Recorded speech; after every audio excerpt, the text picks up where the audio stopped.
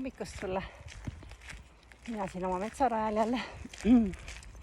Ja tänane teema siis emotsioonid. Öeldakse, et see on ju inimkonna üks kõige suurem, kuidas ma ütlen, ülesanne ma ütleks. Sellepärast, et läbi emotsioonide me õpime ennast tundma, läbi emotsioonide me saame aru, mis reaktsioonid, mis meie sees toimuvad. Ja need reaktsioonid, kuidas ma ütlen siis, õpetavad meid, kuidas ja mismoodi need teised inimesed siin maailmas meid mõjutavad. Ja neid emotsioonide õpetusi on väga palju erinevaid, ütleks ma, maailm on neid täis.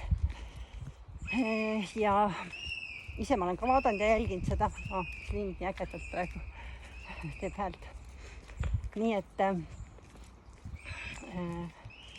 ise ma ütlen, et kõige rohkem alla surutud emotsioon on rõõm.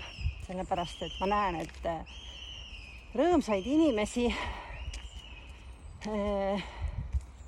neid on muidugi, neid on palju, aga et neid selliseid päris lõpuni rõõmsaid ja juba lapsest saadik meil ju vaata ei lasta ju seda rõõmu ja nalja ja kõva häälega naermine oli vanasti isegi, et mida sa siin ikka viitsitad. Pill tuleb pika ilu peale, on ju. Nii et see rõõm on tõesti nagu kõige rohkem alla surutud ja me kõige rohkem seda igatseme. Teine emotsioon on armastus. Armastuse tähendus on kõigi igaühe sees täiesti erinev. Ja sellel ma täna ei peatuks. Pikemalt ma räägin sellest oma 4-kuulisel koolitusel ja vaatame ja töötame läbi seal teatud kohad. Ja siis on terve hulk igasuguseid muid emotsioone, mida me siis endast tunneme. Et on põhiemotsioonid on viha, kurbus ja hirm, rõõm ja armastus. Ja mis on väga huvitav, nii väike jätta välja, me oleme siin jalgratas vahepeal. Proovime mööduda. Nii. Et kõigepealt on muidugi hea ära tuvastada, mis emotsiooniga üldse on tegu. Ja neid vaheemotsioone on tohutult palju, erinevaid nimetusi, erinevaid tundeid. Kõige siuksemad keerulisemad tunded on kindlasti süü ja häbi, mis meis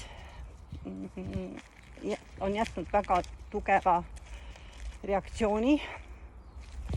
Ja ma ütlen veel kord, et kõik emotsioonid on õpitud või siis ka üle kantud suguvõsa liinide, suguvõsa mustritega. Nii et üks osa inimesi on neid, kes on oma emotsioonid väga kinni pannud ja ei näita neid välja, sest selline on olnud tema ajalugu. Ta on nii ära õppinud, et nii on turvaline, nii ma olen vastu võetud teiste inimeste poolt, kuid on inimesi, kes emotsioone välja näitavad ja need on pidevad nagu sellised laenguvallandused. Ja tegelikult nii kaua, kui ma ei ole aru saanud, millest see laeng tekib minu sisse, minu süsteemi tekib üle pinge. See kui elektris tekib üle pinge, siis kuidagi see pinge peab ju vallanduma. Ja selleks, et see pinge vallanduks, siis ma reageerin. Kindlasti teate neid inimesi, et teatud olukordades nad ütlevad, et lühike süütenöör. Kõige rohkem on see seotud vihaga ja hea on siis uurida, kus see algallikas siis peidus on. Sest me võime selliseid emotsioone vabastada. Tegelikult niikaua, kui me sinna algallikani ei jõua, siis see kestab. Või siis mentaalsel tasandil sellega tegeleda.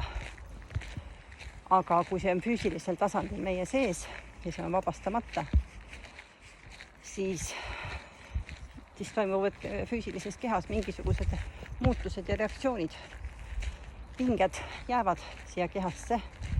Mida kauemad need pinged on, siis lõpuks tekib valu, haisting. Nii et emotsioonide teema on nii suur ja lai. See on tõesti selline teema.